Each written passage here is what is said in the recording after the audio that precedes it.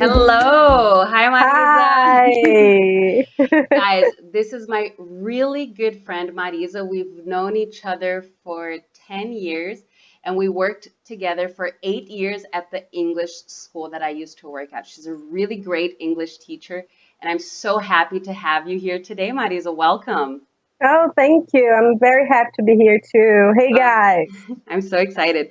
I have a bunch of questions to ask you. I'm sure everybody is very interested in finding out about your English journey. Vou falar um pouco em português só para ficar bem clara. A Marisa ela é brasileira, mas ela é uma professora de inglês que já estuda inglês há muitos anos. How long have you studied English? I don't know, since I was eight, Então, desde os 8 anos seven. de idade, ela estuda inglês e por isso que ela já está nesse nível tão legal. So, let's begin with our questions and answers, our Q&A. Are you ready? Yay, let's go. All right, number one, what got you interested in learning English? I don't know. I've been always very attracted to language in general.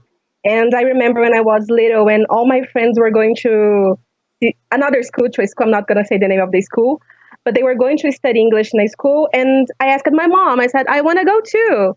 So she enrolled me in an English school when I was 7 or 8, I think.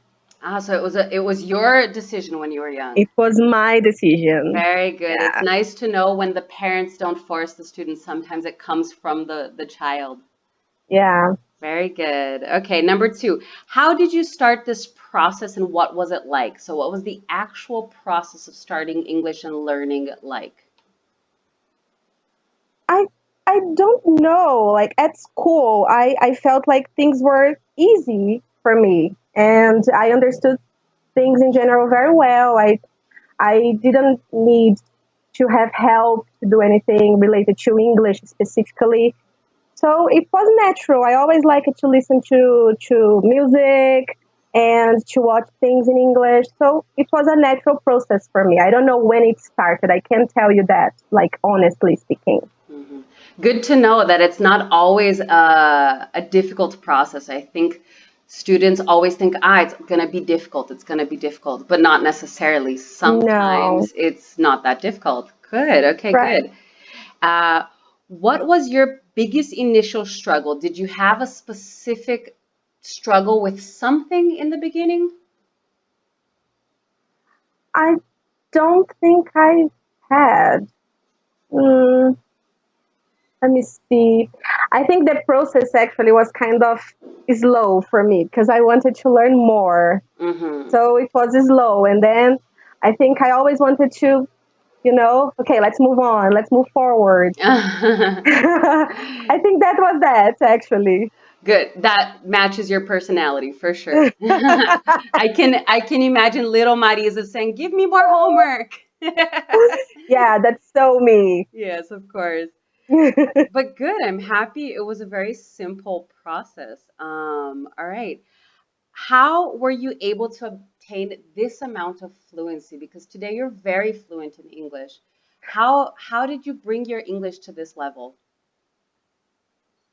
Tati, I think that it was about my decision because when I studied, even when I was taking class in a course, in an English course, I always felt like it wasn't enough. Hmm. So I was always after something else, Hmm. and I wanted to practice all the time. I did homework that I wasn't supposed to do. So it was about me. I think it was my interest in learning, in Hmm. going after, and not stopping at all that Hmm. took me to where I am today. So you think being proactive was the key to your Totally. success? Yeah, we shouldn't like feel, this is enough. No, we always have to be looking for something else in life in general, right? Not only in English, but Yes, of course. in English, since we're talking about this, yeah, look for something else. Do your best, the best you can. Don't stop at anything. Very good. Okay, good. Good advice. When did you decide to start working in English? Because you've worked in English even before you were a teacher. Uh-huh. Yeah. I started working at a school, the school we met, actually. Mm-hmm. And there I was in a process of finding out what I wanted to do with my life. I was younger, obviously, and I don't know, one day I woke up and I said, that's what I want to do for the rest of my life. And then I took the course and I started working. And sometimes, yeah, I feel like maybe I should do something else. But then at the same time, I say, no, that's what I like. I feel like I was born to do. And it was the process of working at school, Because you were being a with teachers. secretary, because they Yeah, don't I know. was. You were the I started. secretary at the school, and you Yeah. used English as a secretary Uh-huh. first.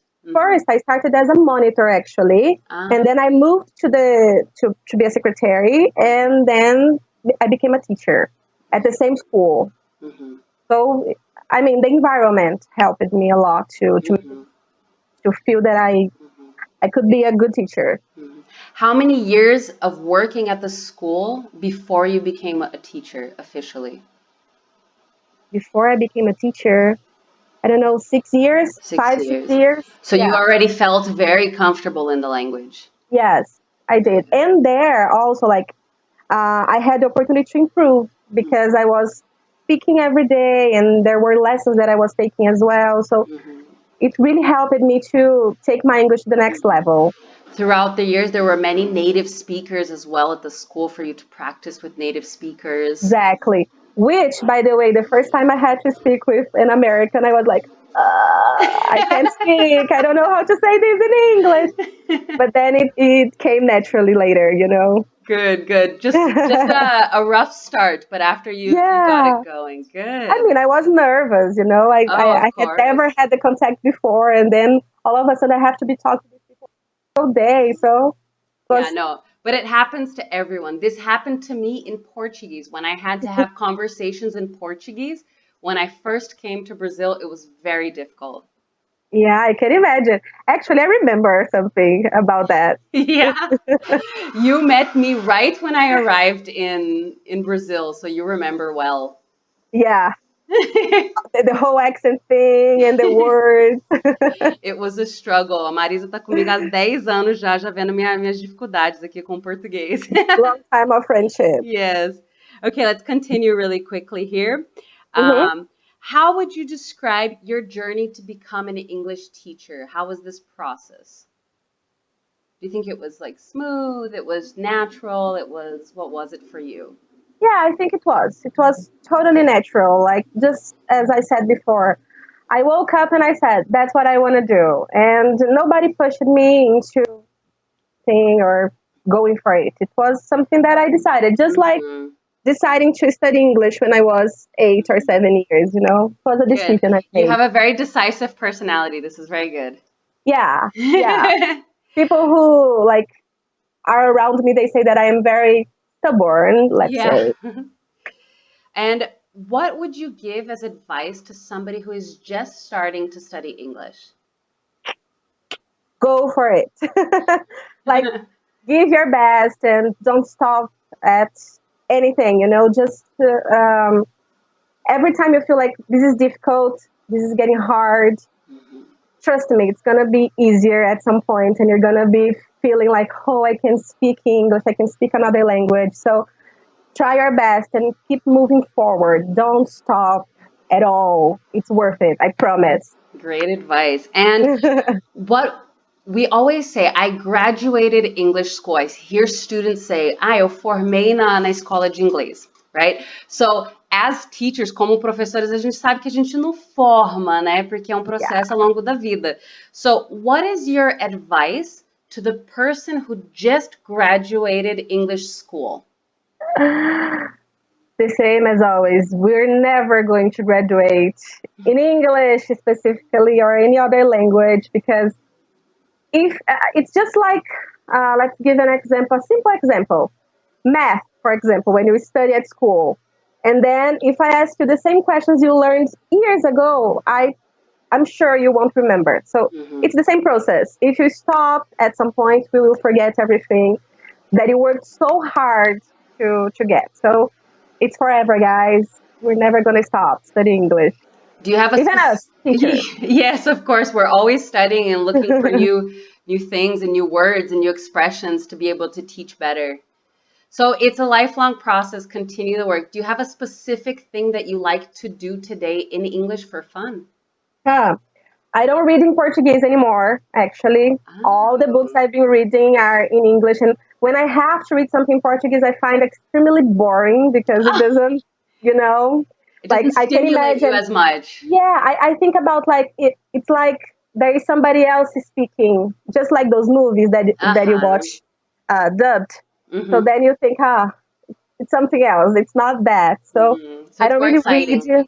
Yeah, I don't really read anymore. I watch things in English, no subtitles at all. And yeah, that's basically for fun, right? For fun, That's what for I fun. do. Exactly. Yeah. Great. Good. Thank you so much. That was our last question. Thank you for interviewing with us today. I'm so happy we had you here.